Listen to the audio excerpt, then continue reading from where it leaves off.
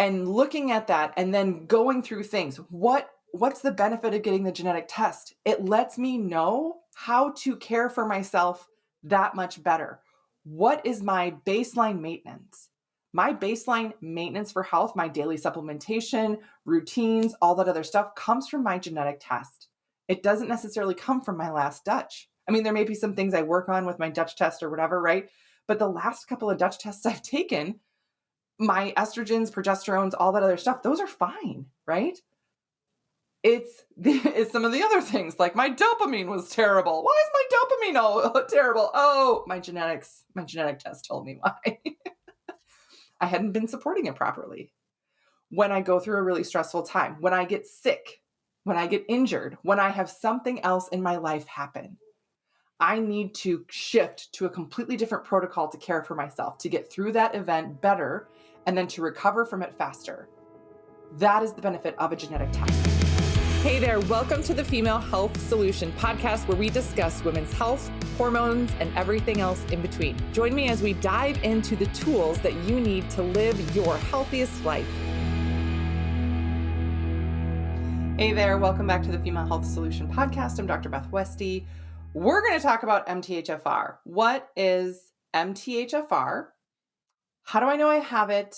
What should I look for? All of those things. All of your questions are going to be answered now. I hope this can kind of sprout a lot of other questions, but a lot of people talk about MTHFR and throw that out and don't really get into the nitty gritty necessarily. They'll just say, oh, you don't methylate well, so get some B vitamins. There's a lot more to it. And when we need to talk about methylation in general, there's a lot of different genetic variants that impact methylation. MTHFR is just one of them. And if you have MTHFR, if you're like, yeah, I got tested and it shows that I have one of the types, because there's a couple types that we'll talk about, I have one of them. So that makes sense, blah, blah, blah. If you have MTHFR, more than likely, you also have another genetic variant that also impacts your methylation, but is also focused on something different. So we're going to dive in. But first, what is MTHFR? What does it stand for? I'm going to say it really slow, probably just once. And everybody says MTHFR because the word for it, I took a lot of notes for today. So methyl entitehydrofolate. It literally could be supercalifragilisticexpialidocious. Like it is blah, blah, blah, blah, blah. All of those words broken down if you took a lot of chemistry like I did. What is a methyl group? What is an entera group? What is a hydro group? What is folate, right? Like all these things are broken down and they just like smash them all together in this huge, huge word, which no one can say quickly. So they just say MTHFR. So MTHFR is a variant that we're going to be really focusing on for today, but it's an enzyme that your body uses to process folate. Folate is vitamin B9, right? And it's to regulate homocysteine levels, which is an amino acid. This also not just has to do with B vitamins, it's a role in DNA synthesis, repair, and overall methylation, which impacts how you make cells, cell expression, detoxification, everything. The phrasing when we talk about genetics is, genetics loads the gun, environment and lifestyle pulls the trigger. Methylation turns off the safety. Methylation turns off the safety. It is that important. It is that vital that we understand your methylation process. Also super fun. We do see things for how to methylate besides knowing your genetic information from a genetic test. I love the 3x4 genetics. They break it down. They do all of the methylation things. It is more than just testing MTHFR. They test for all of the other things. I actually pulled my genetic test up so I could list them off. MTRR, PEMT, COMT, MTR, TCN2, CBS, right? MTHFD1. These are just some of them that impact methylation. And we'll talk about the difference between some of the top ones that I see a lot of, but this can really be a big factor in why you've been struggling and why it's so hard. I'm taking a B vitamin. Why isn't it turning around for me, etc. Right? But so genetics loads the gun, environment and lifestyle pulls the trigger, methylation turns off the safety. Saying that again because it is that important to realize that this is vital.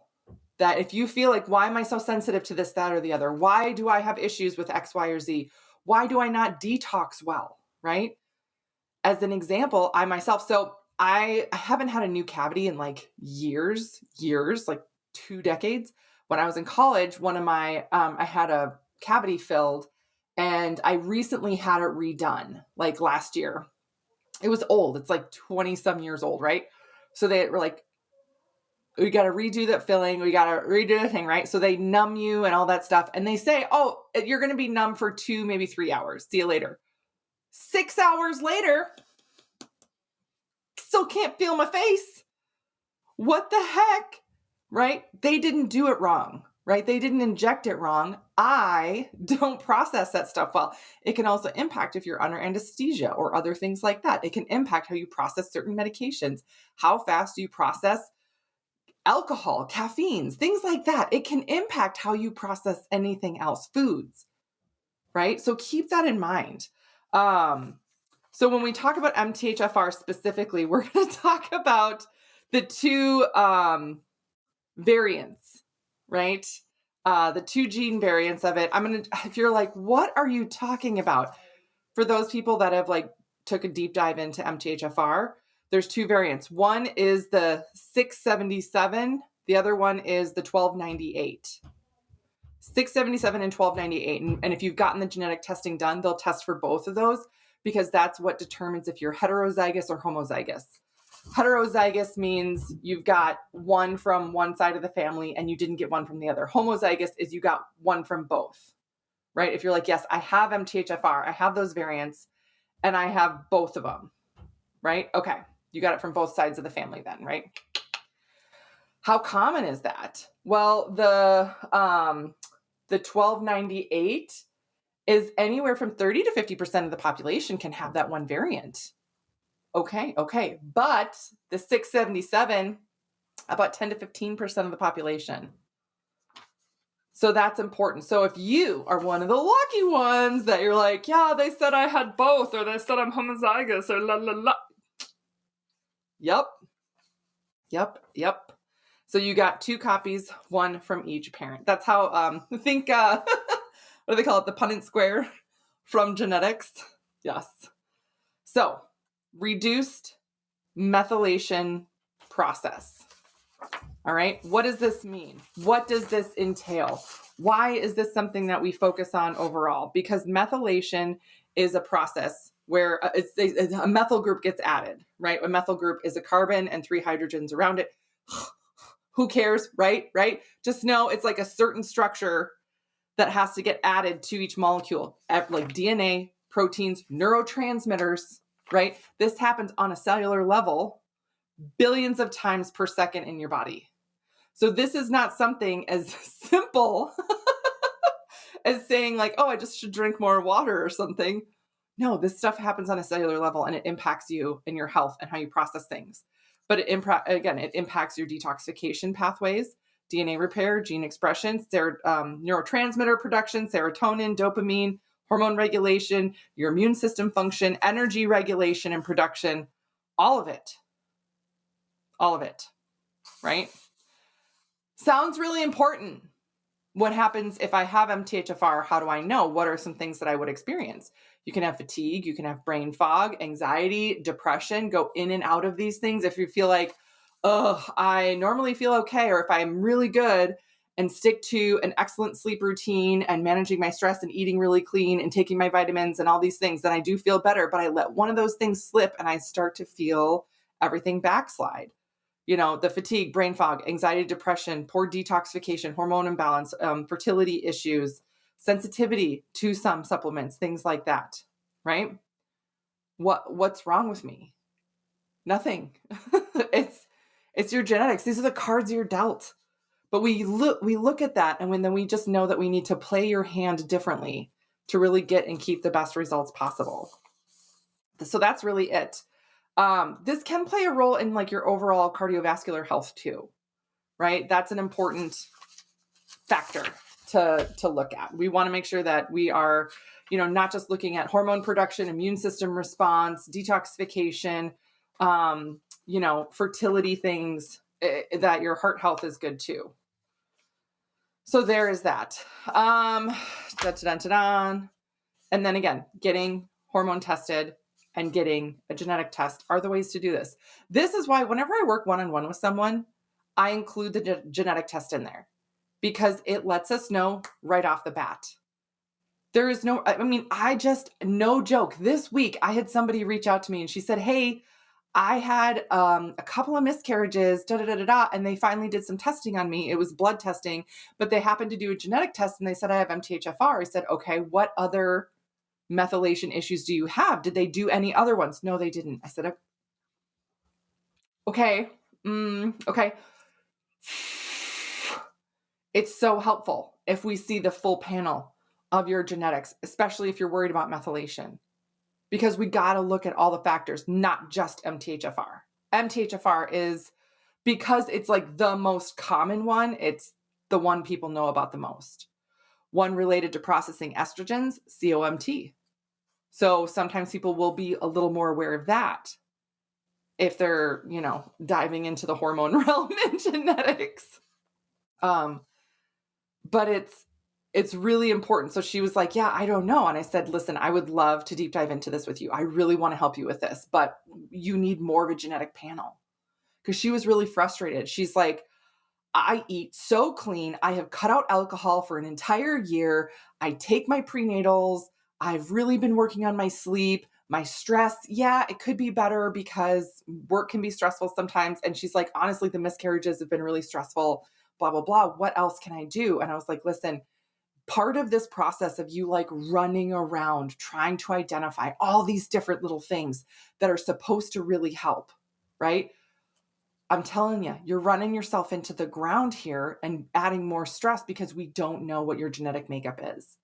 I said, this is the test I do. This is why I think it's so helpful, because you're going to target the specific things for you and stop wasting your time. And she literally sent me an email back and she was like, take my money and my saliva. Let's go. I was like, all right, here we go, buddy. But that's really the best way to do it, honestly. All right. So, can lifestyle alone improve it? I mean, when we talk about the improvement of these things and the genetic variant, genetics versus epigenetics, you can always shift and change your health by changing your lifestyle, by eating differently, exercising regularly, taking supplements, all that stuff, improving your sleep, literally changing your environment. I mean, I think about it like this. If you have a plant and it's in a pot and the pot is too small and it's not getting enough water or sunlight, it's not going to do very well. You replant that plant in a bigger pot, give it some really nice fresh dirt, lots of water, maybe even some crushed up eggshell in the dirt. Look at that. Oh, get it some nice sunlight. That plant is going to bloom, right?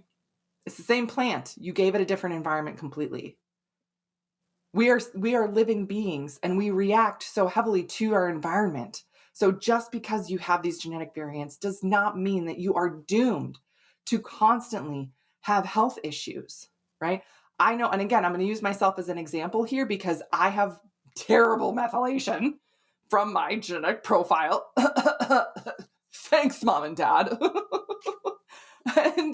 and I just know that if I am going to have a glass of wine or two or something at some point, I have to pre-game differently and post-game differently. When I was in college, pre-game meant something very different. Now I hydrate, I take certain amino acids and vitamins and stuff before, and then afterwards, again, hydrate, electrolytes, all that stuff. And then my nightcap, charcoal. It's a whole different thing, which seems like a lot of work to enjoy a glass of wine and not feel like absolute hot garbage from it. It is a lot of work, which means I don't really drink that much anymore, right? I literally weigh the pros and cons of it. Do I want a glass of wine or not? Do I want a glass of wine more than I want to take all the things, right? Because I'm unwilling to not do the protocol for myself, to not feel like garbage. Yeah. And then again, sleep and stress. I want to take a moment to talk about sleep and stress, because you cannot out supplement that. You cannot just take I am all for adaptogens. Again, my favorite, the adrenal balance tincture. This is so fantastic for mitigating your stress response. Eastern medicine herbs that are helping your stress response internally every day when you take it. Fabulous. Love it. But if you're walking into the lion's den every day, your body's still going to have that stress response. And you can't out supplement not having sleep. Your body needs sleep. It needs to repair. So that's so important. Healthy nutrition and everything else is also so key. So let's talk about some of the different genetic variants, what they do, what they are, and what happens if it's mutated. And then we'll talk about how common they are. Okay, so MTHFR converts folate into methylfolate, which is what your system uses. It impacts your homocysteine metabolism, production of SAMe, and DNA methylation. So cell repair, all that stuff. If it is mutated, you have less methylfolate available, right? So it impairs your overall methylation process, which impacts, again, detoxification and everything else. It can increase that homocysteine. You can have more fatigue and mood issues. Yay. MTR. This is another thing. It's the same thing. It uses B12 to convert homocysteine to methionine, creates methionine and SAMe. It also creates a homocysteine increase and buildup, decreases methionine, decreases SAMe, and your overall methylation slows, which again can lead to some of the brain fog and everything else. MTRR, this regenerates active B12, and it keeps B12 functional. So if you have an MTRR, B12, if it's mutated, B12 gets trapped, and you can have poor methylation even if you have adequate B12 intake. So this is for one where people are like, I eat so good. I eat so healthy, so good. I get B vitamins. I should get plenty of B vitamins from my food. I eat so many whole foods and all that other stuff. Why am I not getting enough? Right? Because your B12 is getting trapped.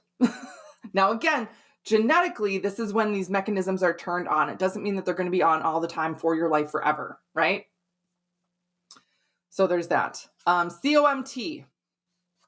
This uses the SAMe to break down dopamine, estrogen, and stress hormones. So this is, again, I see this one a lot because a lot of women I work with have issues with hormones.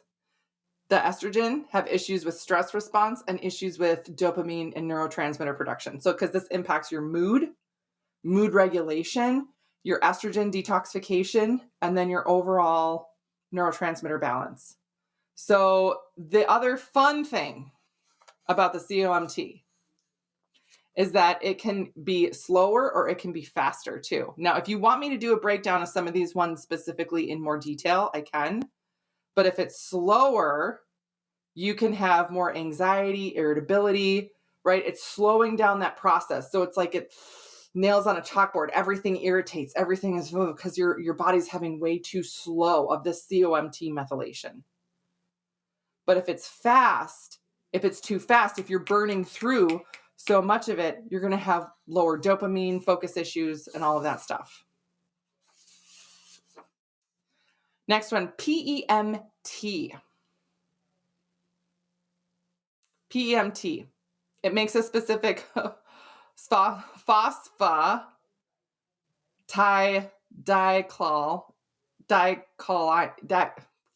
me try it again.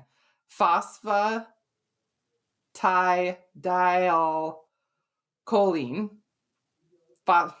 Seriously, it's just like the other one. It uses methyl groups. Anyway, the most important thing to know about this is that it's related to your liver detoxification, bile flow, brain and cell membranes, brain cells and cell membranes. So this is for someone who has gut issues as well. Yeah, yeah. So methylation pathways. So if you're like, oh, is this the one you were talking about where I don't drain things well? Like I got that cavity filled and it really irritated. Yes, I have this one specifically. So fun, so fun. And I do have MTHFR. Yay. But I have a higher risk for having fatty liver, right? My liver just does not detox as well overall genetically when things are not going well. I don't have that methylation drainage pathway open. And then choline, just genetically will need more choline. MTFD1, this moves folate into the mitochondria. This is for energy metabolism. Mitochondrial methylation and energy metabolism overall. If you don't have this, you can have reduced, if you don't have this, if you do have this variant, you can have reduced folate availability in your cells and just overall a ton of energy loss. A ton of energy loss. Again, this is stuff where it's through no fault of your own. This is not, you're feeling really fatigued. Oh, just get to the gym. You'll wake up more. Just go for a walk. You are exhausted on a cellular level. Your cells don't have energy. This can impact how well your cells repair. Like if you're like, my nails aren't growing, right? My hair doesn't grow as well anymore. My skin isn't the same. This is part of that process. This is why methylation is so important because it plays a role in everything. TCN2, this is the transport of B12 from the gut to the cells. So that cellular delivery. So you can have poor B12 levels even with supplementation. If you're like, I take B12, how are my levels still low? This is why. CBS, this is another really common one I see. Overall detoxification and glutathione production as well. So without that, it can lead to a lot of toxic buildup. Yeah. And again, you can have MTHFR, you can be heterozygous or homozygous, you can have different variants of it, all that stuff. And it can impact you in different ways or different degrees. So if you're like, yeah, this person has MTHFR and I have MTHFR, but their main methylation issues seem to be a little bit different than mine. Yes, because there's all these other methylation genes that impact it. And again, you might have a very unique combination. Like I have MTHFR, but I also have let me look at it again. MTRR, PEMT, MTR, TCN2. So those are straight from my genetic report. So mine is the methylation drain, fatty liver, choline dependence, poor uptake of B12 even with supplementation, the trapped B12 really gets trapped. So again, I really have to get a lot of B12 for it to work well. And then again, fatigue, mood issues, and everything else. So how common is this, right? Again, we talked about the 677 is less common, 10 to 15% of the population, whereas the 1298 of the MTHFRs, 30 to 50% of the population, COMT. So this is the one that's related to breaking down dopamine, norepinephrine, estrogens, leading to mood swings, anxiety, or focus issues, all that stuff. That one is 40 to 60% of the population. Again, I see a lot of that. MTRR, again, that one is, that's where the B12 gets trapped. It gets held. 20 to 50% of the population, again, pretty common. The CBS, where toxic buildup and everything else really impacting your overall detoxification, 15 to 30%, all those other things. But again, all these are often found in combination. So you can have a very unique combination of this MTHFR and other methylation issues.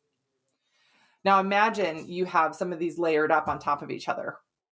That's where it can get really, really tough. That's where it can be really frustrating to try and say, oh my gosh, I'm doing all these things. I'm doing the right things, why is it not helping? Right? You might need a certain dosage of B12 for it to actually be effective in your system. Not because you did anything wrong, but because these are just the genetics that you have. You know what I mean? That is why we do genetic testing. And the great thing about genetic testing, my favorite thing about genetic testing, you only need to do it once ever. Once ever. Dutch testing, we all know I love me a Dutch test. Love a Dutch test. And we see that COMT pathway right there on a Dutch. What is it doing right now? We see it right there in a Dutch. But then we can work on those pathways and really improve it and all that other stuff, and then do another Dutch and compare and all that other stuff. Great. But a genetic test, you only need it once for your entire life. Every single genetic test that I've gone over with someone, without fail, every single genetic test I've done, the number one piece of feedback I get is people say, I wish I would have done this 10 years ago. I wish I would have done this way earlier, right? I mean, if someone's like a teenager or something, they might not care. Like, how much did you care about your health when you were like 16, right? Or even in your early 20s. Maybe I'm speaking for myself here, right? I mean, it wasn't until I started having really bad gut problems in my early to mid 20s, and then started having pregnancies and thyroid issues and all that stuff in my mid to late 20s that and I was in grad school for health, right? I was like, I need more information, da da da da. I was doing all this other testing. Never occurred to me to look at my genetics. But if I had genetic testing available, if I did this genetic testing then, 20 years ago,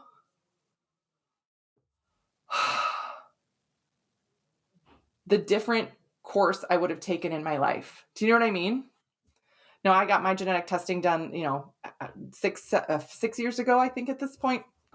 It doesn't matter. And looking at that and then going through things, what's the benefit of getting the genetic test? It lets me know how to care for myself that much better. What is my baseline maintenance? My baseline maintenance for health, my daily supplementation, routines, all that other stuff comes from my genetic test. It doesn't necessarily come from my last Dutch. I mean, there may be some things I work on with my Dutch test or whatever, right? But the last couple of Dutch tests I've taken, my estrogens, progesterones, all that other stuff, those are fine, right? It's some of the other things, like my dopamine was terrible. Why is my dopamine terrible? Oh, my genetic test told me why. I hadn't been supporting it properly. When I go through a really stressful time, when I get sick, when I get injured, when I have something else in my life happen, I need to shift to a completely different protocol to care for myself, to get through that event better, and then to recover from it faster. That is the benefit of a genetic test. Time and time again, in the last week alone, I've talked to 4 different women with the same story of, I was doing all this stuff, I was pretty healthy, this and that and the other, and then this happened in my life. I talked to a gal, no joke, I was like, holy crap, 6-7 years ago, within a 2-year time frame, she had she's like, yeah, this was before COVID stuff. She's like, I went through a divorce. I lost my job. I had to move. And then she listed off 8 people that were close to her, family and very close friends that had died within a 2-year time frame. And she's like, since then, my body's been just kazoo, just wacky, and it hasn't got back to normal. And she's like, I've tried everything. I've done this. I've done that. I've done all this testing. I've done all these other supplements and da da da da. And, going through a Dutch test is very helpful, but it's like, man, why did your body respond like that? Why is this an issue, right? It's not because you're doing something wrong or there's something wrong with you. This is just the blueprint for you. So to know that, okay, if it hits the fan, as life sometimes hands out to you, this is what you're going to need to do to upregulate and take care of yourself. Right? I know that I really need to take care of my gut, take care of my liver, and not besides just like my stress levels and everything else. Liver detoxification and improve my overall metabolic rate on a regular basis, I need to make sure I get enough B12 in, because that really impacts everything for me. Everything. And choline. That's the other one. Choline. Like, up what I take. People ask me all the time, like, what supplements do you take? I have a baseline for maintenance, but whenever I go through stuff, I have to up or I shift and add things in for what I go through. That's how I help myself move through this easily. It's not fair. I'm just going to say, I don't know. It's not fair.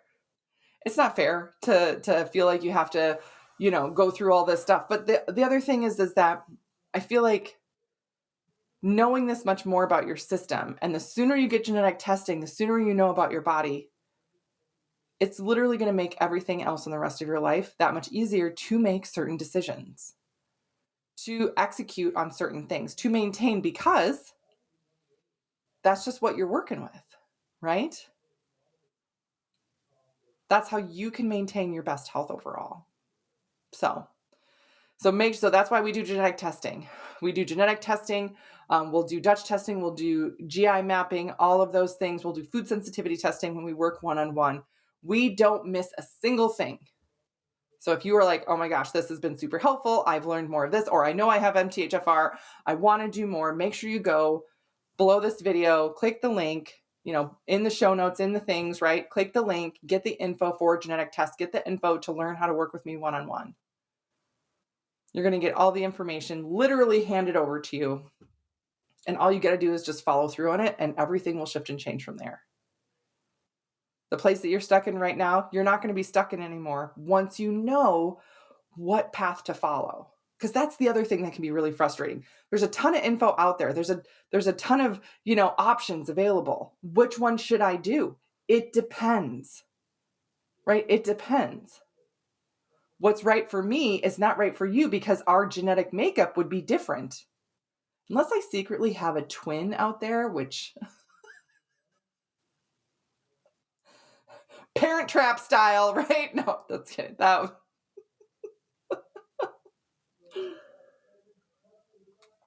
But this is how you can just cut out all the excess effort that you're putting in these directions that aren't leading you anywhere.